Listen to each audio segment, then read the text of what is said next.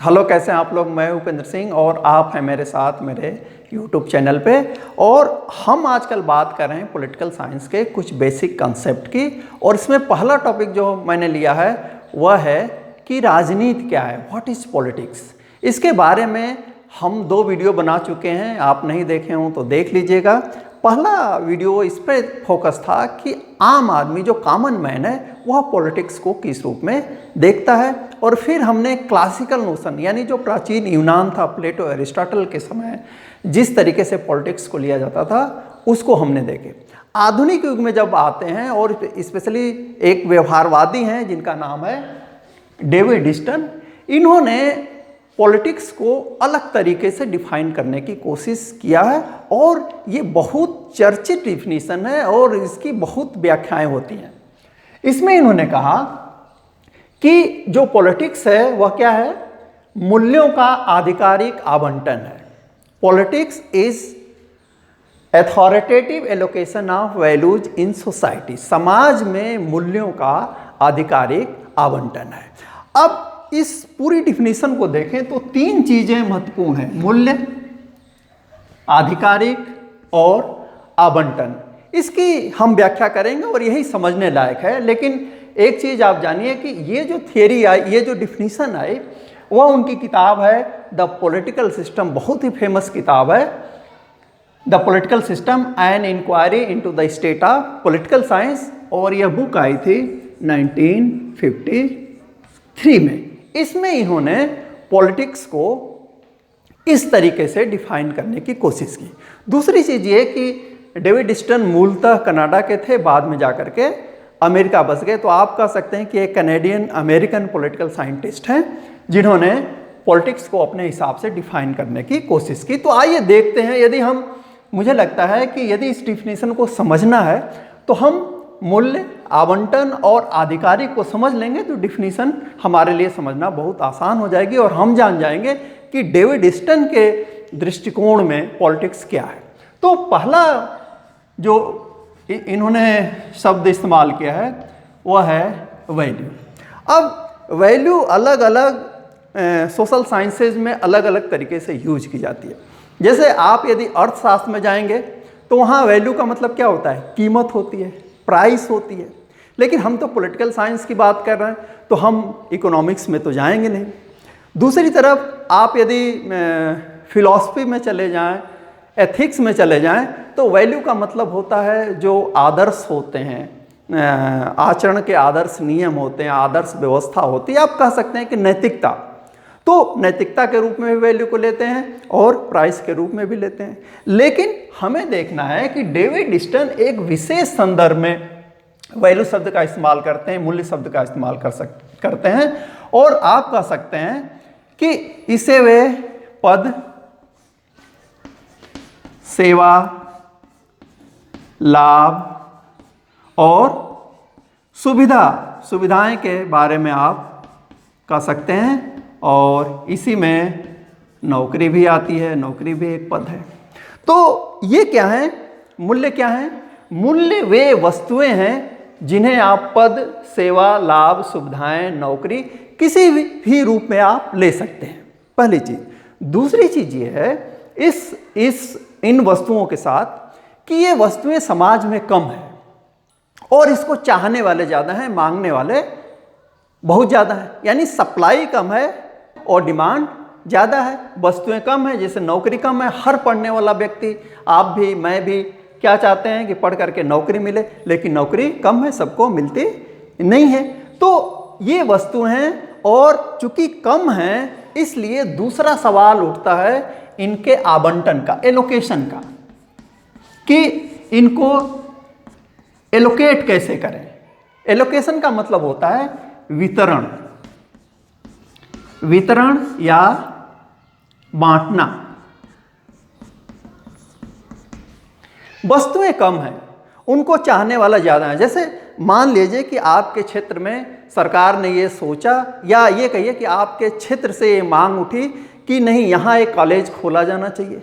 अब 4 तहसील हैं, चारों मांग कर रही हैं, तो उसको एक ही कॉलेज है तो उसको कैसे, कहाँ स्थापित किया जाए, उसका आवंटन कैसे हो, तो दूसरा जो पक्ष जुड़ा हुआ है वह है आवंटन से। आवंटन का मतलब होता है वितरण या बांटना, यानी ये जो मूल्य है पद, सेवा, लाभ, सुविधा या नौकरी के रूप में, और जो वस्तुएं कम हैं, डिमांड ज़्यादा है, उनको कैसे बांटा जाए।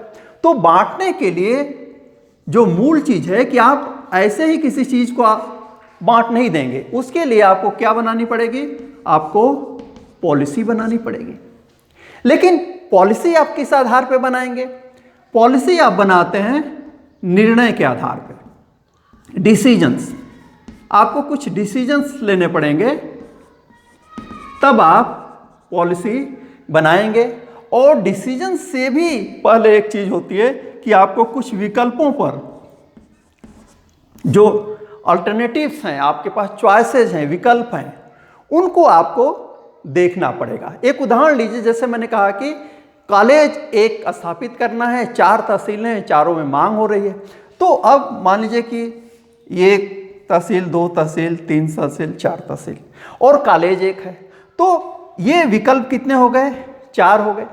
अब दूसरा निर्णय लेना। निर्णय कैसे लेंगे? हमारे पास 4 विकल्प हैं, लेकिन अब निर्णय लेना है कि कॉलेज कहाँ स्थापित हो। तो हम देखेंगे कि ठीक है, यहाँ भी सरकारी कॉलेज नहीं है, यहाँ भी नहीं है, यहाँ भी नहीं है, यहाँ भी नहीं है। तो यदि हमको लग रहा है कि यहाँ प्राइवेट कॉलेज 1 या 2 प्राइवेट कॉलेज हैं, यानी कि यहाँ एजुकेशन व्यवस्था चल रही है, प्राइवेट ही सही, और तो इसको निकाल देंगे, और यहाँ कुछ भी नहीं है, तो हम एक डिसीजन ले लेंगे कि ये जो प्लेस है ए, वहाँ पे कॉलेज खोल दिया जाए। तो इसको कहते हैं निर्णय। तो निर्णयों के सेट ऑफ डिसीजंस को, निर्णयों के समुच्चय को हम कहते हैं पॉलिसी। लेकिन ध्यान रखिए, पॉलिसी में केवल निर्णय लेना नहीं है, बल्कि इस निर्णय को लागू करना भी होता है। यदि आप निर्णय को लागू नहीं करते हैं तो फिर निर्णय लेने का कोई मतलब नहीं है। तो डेविड ईस्टन क्या कह रहा है? डेविड ईस्टन ये कह रहा है कि समाज में मूल्यों के वितरण के लिए आपको क्या बनाना पड़ेगा? पॉलिसी बनानी पड़ेगी, और पॉलिसी के आधार पे आपको उनको एलोकेट करना पड़ेगा, वितरित करना पड़ेगा। लेकिन यह जो आवंटन है, जो वितरण है, जो एलोकेशन है, जो डिस्ट्रीब्यूशन है, वह कैसा होना चाहिए? एथॉरिटेटिव,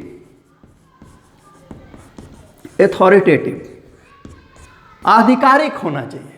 अब अधिकार से कई बार हम लोग कंफ्यूज होते हैं। हमको लगता है कि ये जो डिस्ट्रीब्यूशन होगा वह कौन करेगा? स्टेट या गवर्नमेंट करेगी, और गवर्नमेंट के पास क्या है? पावर है। तो क्या एथॉरिटेटिव एलोकेशन का मतलब ये है कि आप दंड के भय से उस चीज को लागू करें? नहीं। एथॉरिटेटिव एलोकेशन वह एलोकेशन नहीं है जिसमें लोग भय से उस डिसीजन को या उस पॉलिसी को या उस कानून को एक्सेप्ट करते हैं। डेविड ईस्टन ये कहता है कि पावर से नहीं, स्वेच्छा से। यहां पे वो कहता है कि जनता की स्वीकृति मिलनी चाहिए, कंसेंट मिलनी चाहिए, और ये कैसी होनी चाहिए?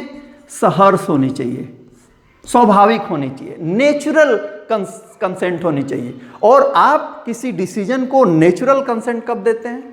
स्वाभाविक आज्ञा पालन आप कब करते हैं? जब आपको लगता है कि इस पॉलिटिकल सिस्टम ने या स्टेट ने या गवर्नमेंट ने जो निर्णय लिया है वह आपके लिए और सामूहिक रूप से पूरे समाज के लिए हितकारी है, लाभदायक है, और वह खुशी खुशी उस डिसीजन को एक्सेप्ट करती है, तो वह डिसीजन क्या बन जाता है? आधिकारिक डिसीजन बन जाता है। इसी को डेविड ईस्टन कहता है कि पॉलिटिक्स क्या है? समाज में मूल्यों का एथॉरिटेटिव एलोकेशन है, authoritative allocation of values in society. इसी को कहता है कि यह पॉलिटिक्स है। यह इसलिए जरूरी है कि यदि पब्लिक, यानी वे लोग जिन पे वो पॉलिसी लागू हो रही है, वे लोग जो इस पॉलिसी से प्रभावित हो रहे हैं, वे लोग जिनको उन पॉलिसी को फॉलो करना है, यदि वे खुशी खुशी स्वीकृति नहीं देंगे तो क्या होगा? पॉलिटिकल सिस्टम का वो विरोध करेंगे। 2 ही चीज होगी, यदि निर्णय सही है तो समर्थन, और ठीक नहीं है तो क्या होगा? विरोध होगा। लेकिन कोई भी पॉलिटिकल सिस्टम अपनी स्टेबिलिटी को बनाए रखना चाहता है, इसलिए वह इस विरोध से बचना चाहता है, लेकिन सिस्टम में ये चीज़ चलती रहती है, समर्थन और विरोध चलता रहता है। किस आधार पे? उन पॉलिसीज को लेकर के जो पॉलिटिकल सिस्टम जनता को दे रहा है। और यहाँ से एक पॉलिटिकल सिस्टम का नया कंसेप्ट आता है जिसको डेविड स्टर्न ने कहा है इनपुट आउटपुट मॉडल। उसको भी हम कभी देखेंगे, लेकिन अभी आपको सिर्फ ये जानना है कि डेविड स्टर्न की ये परिभाषा है कि पॉलिटिक्स क्या है, राजनीति क्या है, मूल्यों का समाज में आधिकारिक आवंटन है, वितरण है। मूल्य क्या है? मूल्य पद, सेवा, लाभ, सुविधा, नौकरी किसी भी रूप में वे हो सकते हैं। आवंटन क्या है? विकल्प और निर्णय के आधार पर नीति बनाना और उन नीतियों को लागू करना, लेकिन यह दबाव में नहीं होना चाहिए, बलपूर्वक नहीं होना चाहिए, बल्कि ऐसा होना चाहिए कि जनता खुशी खुशी इसको एक्सेप्ट करे, तब वो डिसीजन, वो पॉलिसी क्या बन जाती है? आधिकारिक बन जाती है और सिस्टम मजबूत होता है। तो मैं समझता हूँ कि अब आपको डेविड स्टर्न की यह परिभाषा समझ में आ गई होगी। तो देखते रहिए, पढ़ते रहिए, और अच्छा लगे तो इस चैनल को सब्सक्राइब कीजिए। Thank you very much.